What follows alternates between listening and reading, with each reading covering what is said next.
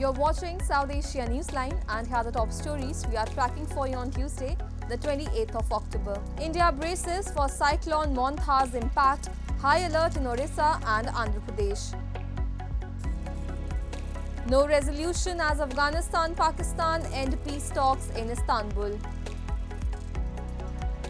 And devotees in India take holy dip, offer prayers at Chhath Puja culminates.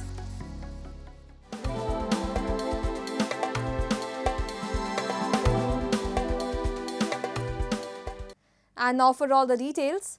As Cyclone Montha was set to make landfall later on Tuesday, several coastal districts in the Indian states of Andhra Pradesh and Odisha braced for the impact.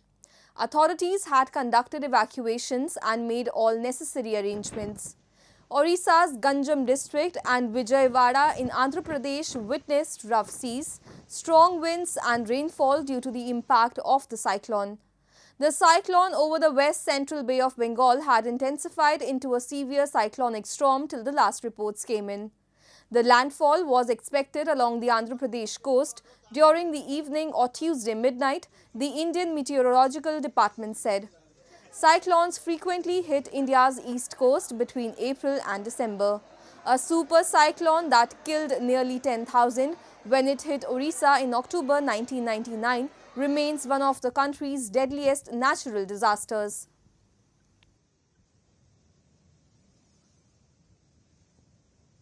Sir अभी तो हवा तेज चल रहा है, उसके वजह से थोड़ा बहुत मतलब हमको भी लग रहा है लैंडफॉल होने के बाद और भी ज्यादा कुछ हो सकता है सर। मछली मारने के लिए अभी तो 2-3 दिन तक जाने का कोई चांसेस ही नहीं है sir. For any kind of eventuality, district administration is fully prepared. In the meantime, we have evacuated more than 2,500 people to shelters, and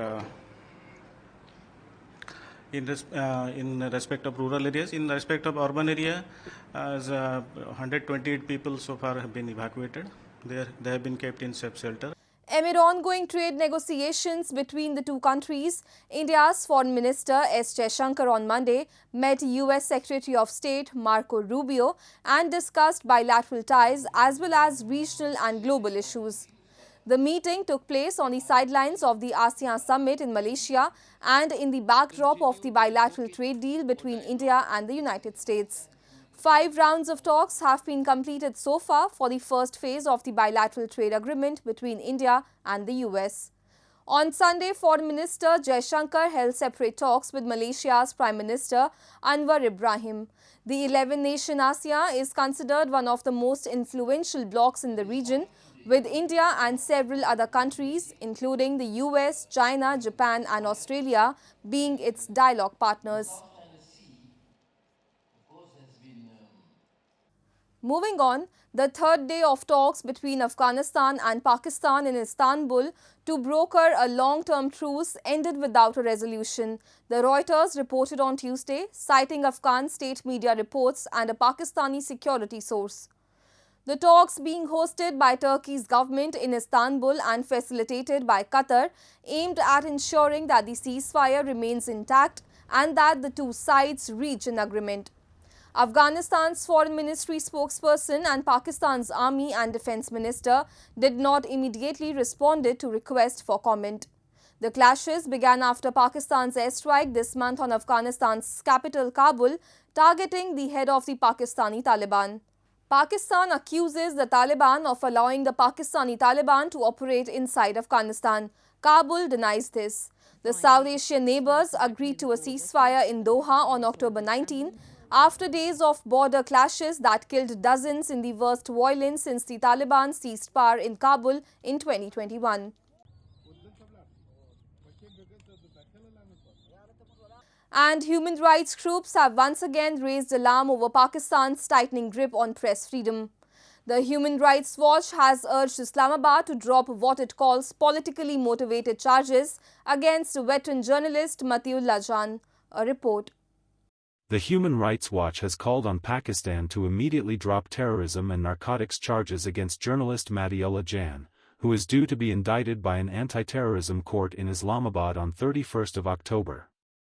The rights group said the case appears politically motivated, aimed at silencing Jan's outspoken criticism of police abuse and government overreach.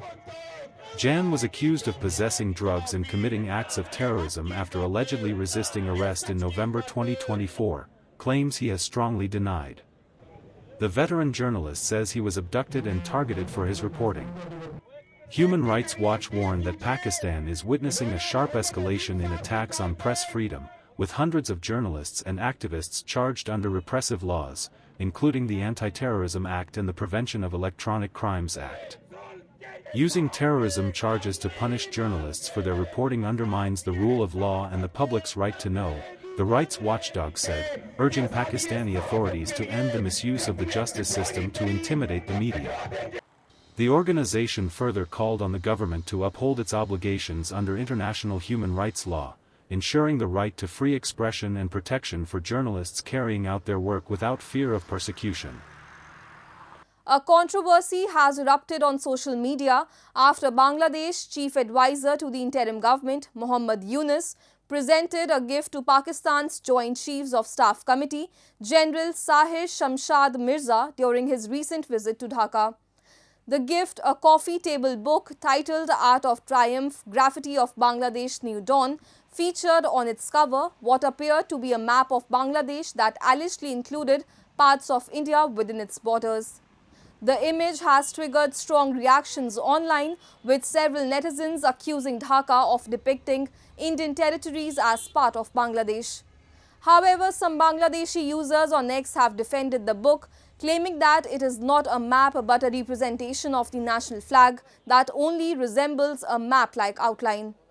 India has not made an official response on the map so far. Meanwhile, the meeting in Dhaka also marked a revival of the long-stalled economic partnership between the two countries, with both sides discussing trade, investment and defence cooperation, first such session since 2005.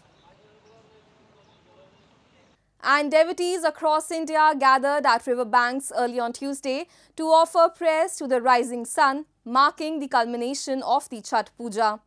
The festival, celebrated with deep faith and traditional rituals, symbolizes gratitude to the sun god for sustaining life on earth.